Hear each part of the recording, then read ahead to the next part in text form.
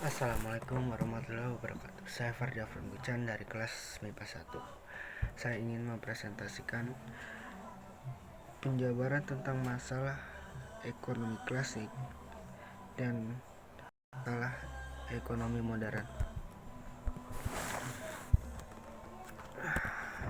1. Masalah ekonomi klasik.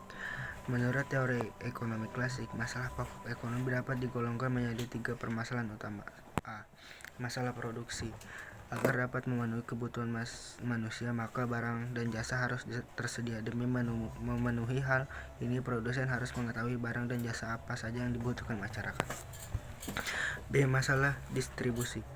Masalah lain adalah bagaimana produk bisa terdistribusi secara baik hingga sampai ke tangan konsumen. Masalah ekonomi. Setelah barang dan jasa sampai di konsumen, permasalahan selanjutnya adalah apakah barang tersebut akan dikonsumsi atau terbuang sia-sia karena harganya tidak terjangkau. Ini juga menjadi permasalahan lain yang harus bisa dijawab oleh produsen selaku pembuat produk. Di sisi lain, sebagai konsumen, kita harus bisa meningkatkan pendapatan supaya dapat menjangkau produk yang kita inginkan. 2. Masalah pokok ekonomi modern. Ada 3 masalah utama ekonomi modern ataupun masalah-masalah tersebut sebagai berikut. A. Barang dan jasa apa yang diproduksi banyak.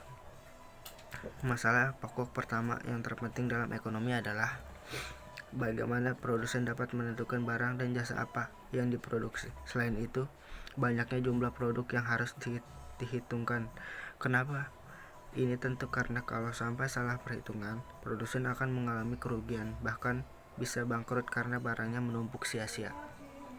B. Bagaimana cara memproduksi barang tersebut? Setelah barang dan jasa sudah ditentukan, jenis dan jumlahnya, maka masalah selanjutnya adalah teknik produksinya. Dengan sumber daya yang ada, produsen harus bisa menentukan teknik produksi yang paling efisien untuk mereka. Berapa banyak jumlah karyawan, teknik apa yang digunakan. Selain itu, produsen juga harus bisa menentukan apakah akan memproduksi dengan tenaga manusia atau bantuan mesin. C. Untuk siapa barang tersebut diproduksi.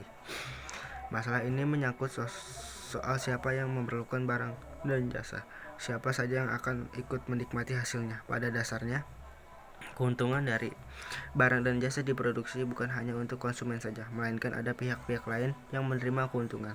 Seperti misalnya, karyawan akan menerima pendapat, pemilik bahan buku akan dapat upah, pemilik modal akan menerima bunga modal, dan tentunya produsen juga akan menerima keuntungan dari hasil penjualan produknya.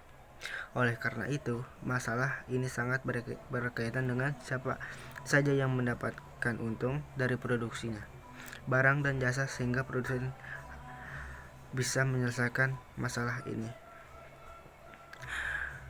Wassalamualaikum warahmatullahi wabarakatuh.